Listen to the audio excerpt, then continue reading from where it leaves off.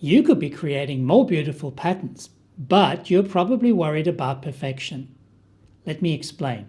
And yeah, I've been there. You know when you look at a cool piece of fabric or some wrapping paper and you just can't see where the pattern begins or ends? It just flows. Well, that's exactly what we're going to unravel today. And the secret to achieving this isn't some crazy complicated design skill. It's actually just a simple recipe. Once you know these 5 parts, you can basically make any pattern that you can dream up. So what are the 5 key ingredients? Well, we have the tile, the edges, the motifs, the layout, and finally the spacing. Let's go through them one by one. First up, let's talk about the foundation of every single pattern you'll ever make, and that's the tile. Every repeating pattern, no matter how complex or huge it looks, starts with just one of these. And it's usually a square building block. This is your canvas. If you can get this one little tile right, the rest of the pattern just works. It falls into place automatically. One perfect tile creates an infinite perfect pattern. Next up is the ingredient that might feel a little technical, but honestly it's where the real magic happens. I'm talking about getting those seamless edges. These are those invisible connectors that make one tile blend perfectly into the next, and the one after that, so you never see the seams. Now the rule here is actually really logical. Anything that touches one edge must continue on the opposite edge in the exact same position. Left connects to right, top connects to bottom. That's how you make the connection invisible. This is the one rule you just can't break. If your edges don't match up, you get mismatched patterns, often with those white seams showing. Get this right, and honestly, you've mastered the hardest part.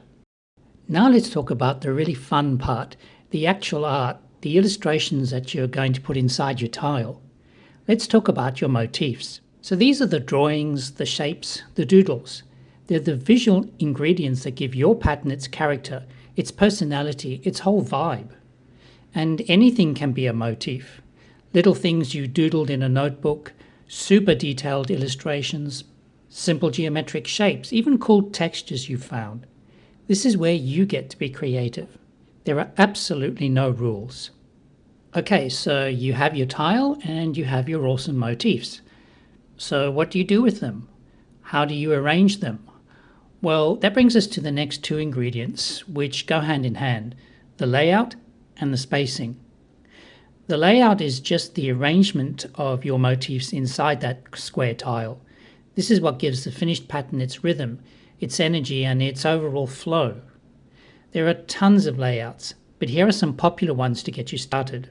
A full drop, or sometimes called a grid, is very structured and organized. Your motifs repeat directly across and directly down in perfect rows and columns.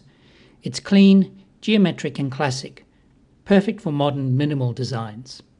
Then we have the half drop. Here, every vertical column is shifted down by exactly half the height of your tile. This is the ultimate layout for organic prints because it naturally hides the repeating grid from the human eye. Layout 3 is the half brick. Like the name implies, it's just like a traditional brick wall, where your horizontal rows are offset by half a tile width. And layout 4 is the tossed or scattered layout. There are no strict linear rows here. The elements are rotated randomly and scattered organically.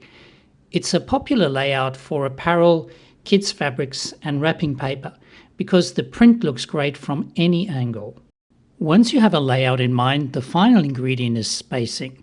All this is the empty space, so that breathing room that you leave between all of your little motifs. And spacing makes a huge difference in how the pattern feels. Shove everything too close together and the whole thing just feels crowded and chaotic. But spread things too far apart and it can feel kind of empty and disconnected.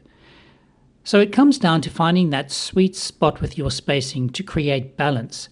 It's what makes a pattern feel really pleasing and harmonious to look at. And that's it. We've looked at all 5 ingredients that make up a pattern. You start with your tile foundation. You make sure those edges match up perfectly. You fill it with your creative motifs. You arrange them with a layout and you perfect the spacing. Once you understand this formula, you can decode any pattern you see in the world. And if you do these 5 things, you'll be well on your way to getting a perfect seamless pattern every time. If you want to explore other pattern layouts, click into this playlist here. I've put together a series of different layouts that you could use to make your patterns more interesting. So don't sweat the pixels, and I'll catch you on the next one.